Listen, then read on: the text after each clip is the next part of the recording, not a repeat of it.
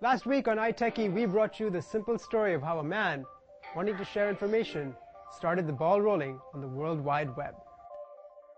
The term hypertext was in fact coined in 1965. In 1989, Tim Berners-Lee therefore proposed a system whereby information could be easily transferred over the internet by using hypertext. All he had to do now was to share it. This week, we pick up that story, and let's see what happened next.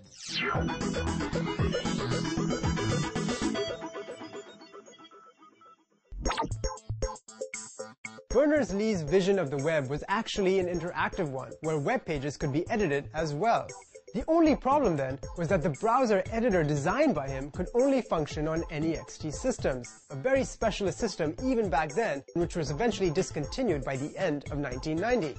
The next big step was working on what they called a universal line mode browser, and this began in 1991.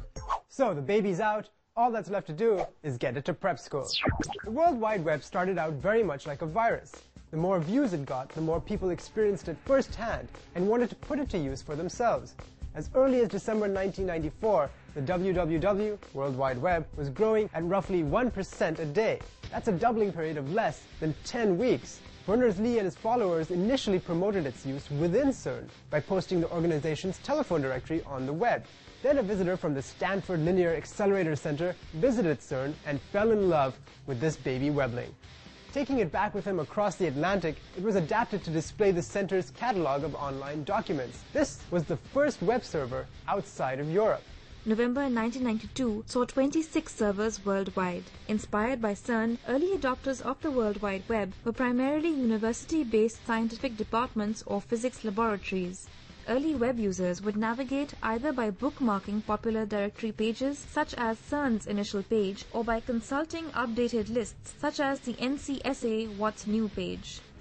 Incidentally, one of the first 5 images posted on the web is believed to be a promotional image of the mock band started by some of the CERN staff called Les Horribles Cernettes. October 1993 saw 200 servers worldwide. 1993 also saw the first version of the popular browser Mosaic, whose name was later changed to perhaps the more familiar Netscape Navigator. Although the web's usefulness became apparent very quickly, it might not have been the utterly ubiquitous force of today if Mummy and Daddy hadn't controlled their possessive parental tendencies by agreeing in 1993 that their web protocol and code was, well, royalty-free. Apart from many other things, this decision led to a bunch of overexcited businessmen in the late 1990s who got carried away with the potential of conducting business on the web. Although the term .com can of course be applied to hundreds of businesses out there at present, it's a name by which we fondly remember those over-eager entrepreneurs who launched many such a business without a solid business plan.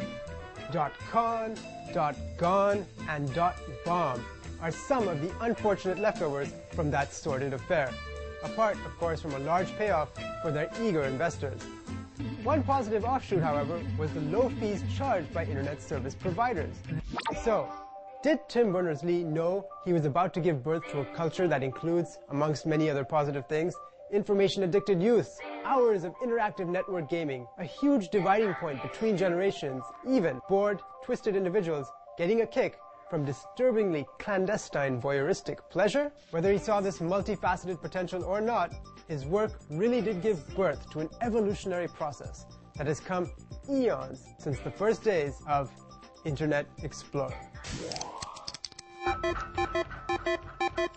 Jellyfish, icebergs, and flights to the moon.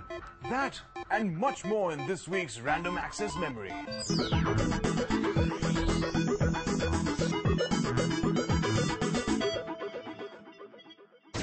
Both paper and plastic bags have their pros and cons. While paper bags are made from a renewable, sustainable resource and are easily recycled, they require 40% more energy to manufacture, cause more air and water pollution in the process, and because they are bulkier than plastic bags, use more energy to transport. Plastic bags, on the other hand, are made from fossil fuels and are not biodegradable. However, they are lightweight, waterproof, reusable, and recyclable. So which one is the best choice? Neither. Reusable fabric shopping bags are the most ecologically friendly way to transport your groceries. In the middle of the Atlantic Ocean, there are two plates, the African plate and the American plate, and they're moving apart at about the same speed as the growth of your fingernails. Jellyfish are more than 95% water. They have no heart, bones, or brain, and have no real eyes.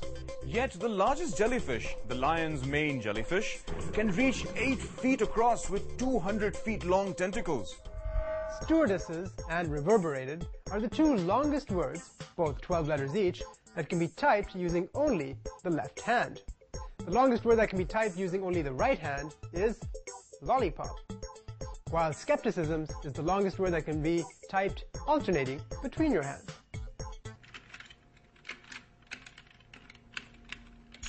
Every rainbow is unique.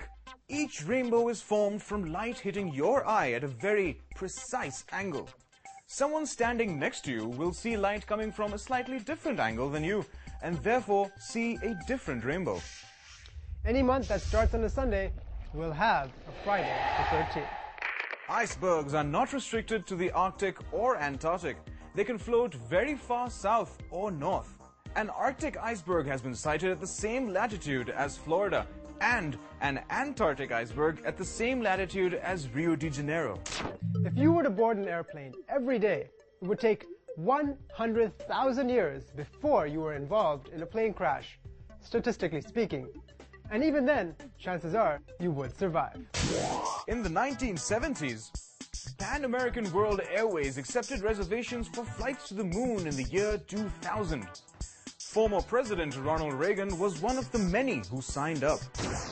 Did you know that in 2004 the remains of a hobbit, or rather a hobbit-sized human species, was discovered on the island of Flores in Indonesia?